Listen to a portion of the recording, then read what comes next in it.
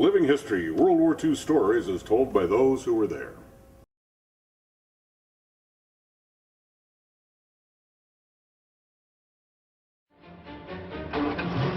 In August 1944, the Allies broke out of their bridgehead in Normandy, trapped 80,000 German troops in the Falaise Gap, and began a breakneck advance across northern France to the borders of the Third Reich.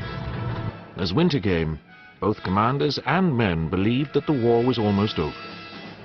They were in for a rude shock. A massive and wholly unexpected German offensive in the hills and forests of the Ardennes seemed to threaten the Allies with a second Dunkirk, splitting the British and American armies and bundling them back to the Channel coast. It was the final gamble of a desperate man. The front on which the German blow would fall was held by only 3 American infantry divisions and 1 armored division. They were strung out on a front of 90 miles. The German attack went in at 5:30 a.m. on the 16th of December.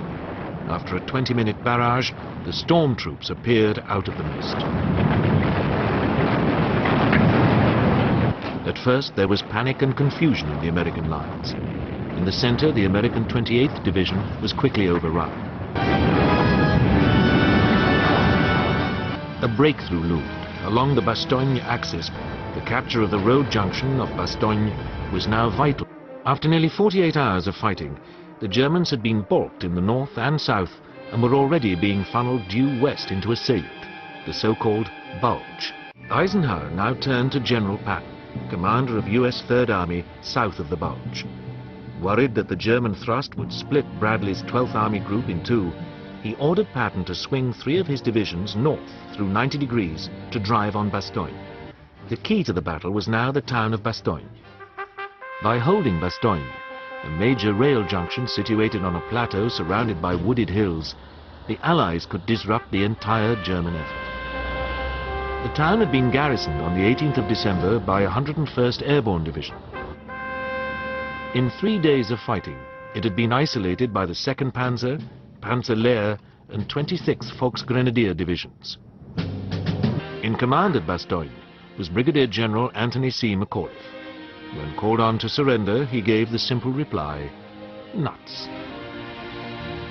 McAuliffe reflected growing American confidence.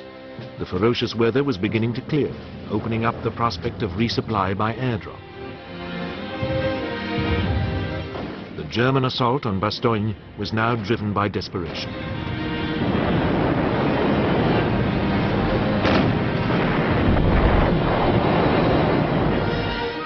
House-to-house fighting raged on the outskirts of the town as the German besiegers threatened to break in.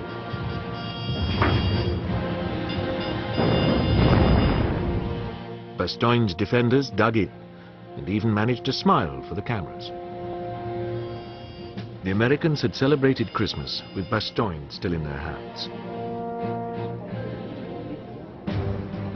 On Christmas Day, the Germans had breached McAuliffe's defenses in 2 places before being halted and then driven back. The fighting had been as fierce as anything seen in the Battle of the Bulge.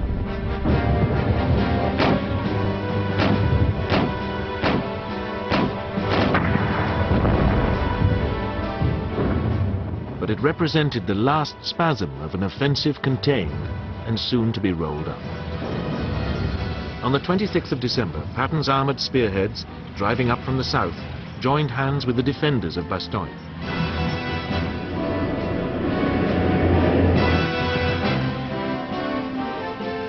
In a logistical tour de force, Patton had swung almost his entire army north to punch a gaping hole through the southern axis of the German advance. Panzer formations, which lay to the west of Bastogne, were now threatened with isolation.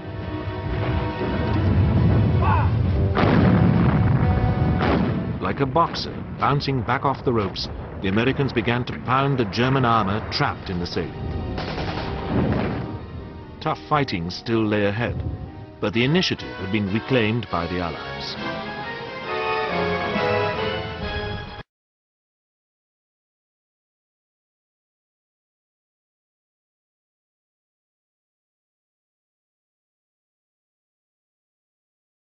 Went up to Bastogne. They weren't there yet. Okay. But when we got to Bastogne, they had they couldn't come through because we had quite a force there in Bastogne. But they went around us like a hole in a donut, like they say. And we were right there in that hole in the donut till we either surrendered or got relief. We were sure dug in our little foxholes. And you just had a certain area that this is where you're going to be, and when they come, this is what you got to do. I mean, there wasn't no place to go, so you're not going to run. Right. No place to run to. But it wasn't too long for Patton and 10th Army, I think it was, came up to break a hole in the donut. Yeah. And from then on, well, it was history. I lasted about, I don't know, 3 or 4 weeks in Bastogne.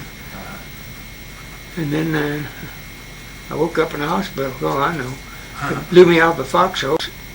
We used to build a foxhole and then put logs over the top of it because there's so many trees up there.